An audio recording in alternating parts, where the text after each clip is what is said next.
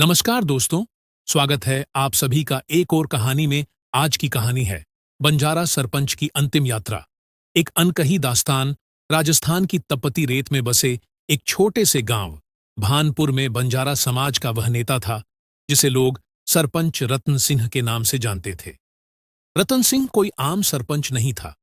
वह समाज का वह दीपक था जिसने गांव की दशा और दिशा दोनों बदल दी थी। बचपन में माता पिता को खोने के बाद वह खुद संघर्ष करता रहा और जब सरपंच बना तो पूरे गांव को अपने परिवार की तरह अपनाया। उनकी मृत्यु की खबर जैसे ही फैली, पूरा गांव शोक में डूब गया। लेकिन उनकी अंतिम यात्रा साधारण नहीं थी। यह वह यात्रा थी जिसमें गांव की मिट्टी, परंपराएं और आत्मीयता सब कुछ शामिल थी। सुबह की पहली किरण के साथ रतन सिंह की देह को उनके आंगन में लाया गया। बंजारा ढोल की थाप पर गूंजते हुए गांव के लोग एक एक कर उन्हें श्रद्धांजलि देने लगे। महिलाओं की करुणा भरी लोरियां, बुजुर्गों की मौन आंखें और युवाओं की भीगी पलकों में उनकी छवि साफ झलक रही थी। उनकी अंतिम यात्रा की शुरुआत गांव के पुराने शिव मंदिर से हुई, वही स्थान जहां वे हर पंचायत से पहले आशीर्वाद लेने जाते थे। सैकड़ों लोग उनके पीछे पीछे चल रहे थे, बंजारा समाज की पारंपरिक पोशाकों में सजे, ढोल नगाड़ों की आवाज के साथ।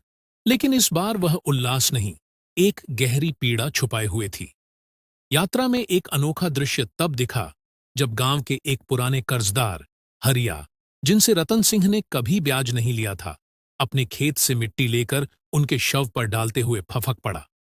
म्हारो उधारदार नहीं, पिताजी गयो हैं। ये सुनकर सभी की आंखें नम हो गईं।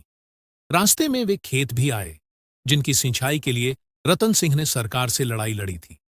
हर कदम पर उनकी मेहनत की कहानी बिखरी पड़ी थी।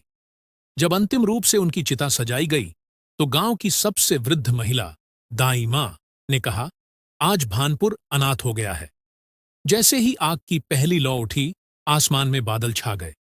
लोगों का मानना था कि रतन सिंह का आत्मा भी गांव से विदा लेने को तैयार नहीं था। उनकी अंतिम यात्रा कोई अंत नहीं, बल्कि एक नई शुरुआत थी, समाज को एकता, निष्ठा और बलिदान की प्रेरणा देने वाली। आज भी भानपुर के लोग जब किसी मुश्किल में पड़ते हैं तो कहते हैं, सरपंच सा देख रहिया होगा।